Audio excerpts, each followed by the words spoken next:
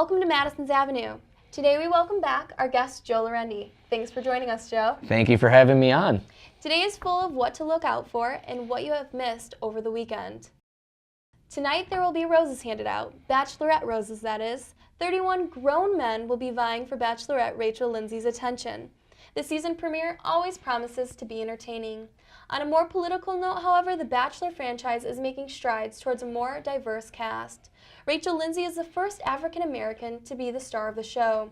Chris Harrison, the host of the show, shares in an interview, quote, "She's the best woman for the job. She's beautiful, smart, articulate, educated, and has an incredible career. But at the same time, one of those things that makes her a great bachelorette is that she's been unlucky in love. All of these things make her a great candidate for the show.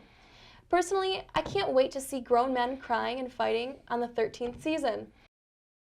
In a galaxy far, far away, Star Wars will be turning 40 this Friday, May 26th. Can you believe it? I can't. It is obvious this franchise is missing a very key member of the cast, Carrie Fisher. In a tribute offered by George Lucas, it is clear the entire cast had nothing but complete admiration and respect for this deceased influential figure. The Star Wars 40th anniversary panel held April 13th was hosted by Warwick Davis and featured Lucasfilm president Kathleen Kennedy.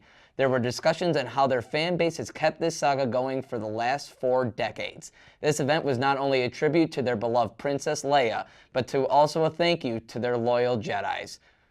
So, what about Star Wars do you love so much? To be honest, Joe, I have never watched Star Wars. Are you kidding? Am I American? I know. It's embarrassing. Well, after this, you got to go home and you got to watch Star Yep, Wars. I'm going to binge watch the saga. Over the weekend, you may have missed the just short of royalty wedding. Kate Middleton's sister Pippa got married to longtime beau James Matthews. Guests shared this wedding was straight out of a fairy tale, even down to driving off into the sunset in a rare vintage Jaguar sports car. The royal children, Charlotte and George, stole the wedding with their sweet demeanor and charm. Kate Middleton shared prior to the wedding she was afraid her children wouldn't behave at the wedding and wanted nothing but perfection for her sister's big day. Looks like the wedding went without a hitch. To be honest, Joe, I was wondering where my invitation was. Luckily, mine came in the mail and it was beautiful.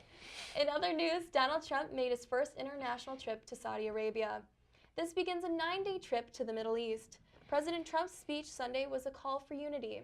This anticipated speech in the birthplace of Islam confronted terrorism and extremism.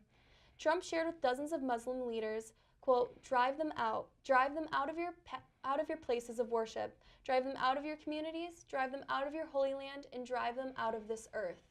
Trump's remarks came as a shock to many who followed his initial campaign. As a candidate, Trump frequently criticized the religion, saying, quote, "I think Islam hates us." Trump then followed by saying countries in the region must do the hard work to fight terrorism and not expect the United States to always come to the rescue. We will keep you updated on how the rest of the Trump administration's travels across the Middle East play out.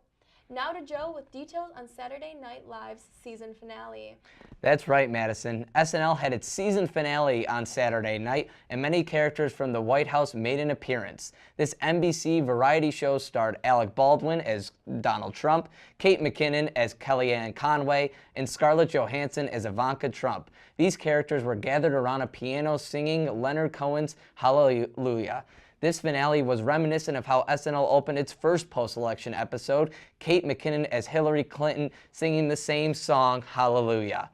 All things political continue after the open. The host, Dwayne "The Rock" Johnson, announced that rumors are true and he intends on running for president in 2020. Now, in the past, I would have never considered running for president. I mean, I didn't think I was qualified at all, Johnson said during his opening monologue, but now I'm actually worried I'm too qualified.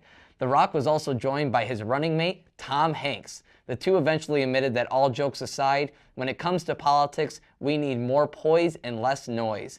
Americans deserve strong, capable leaders who care about this country and care about its people. People are itching to see when Saturday Night Live will return with its next season. Stay tuned.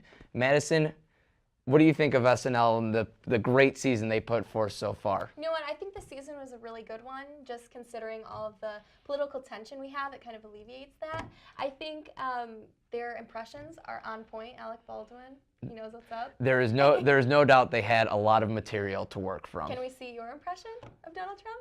It's huge and it's tremendous. Joe Laurendi, folks. That's going to be it for this week's episode.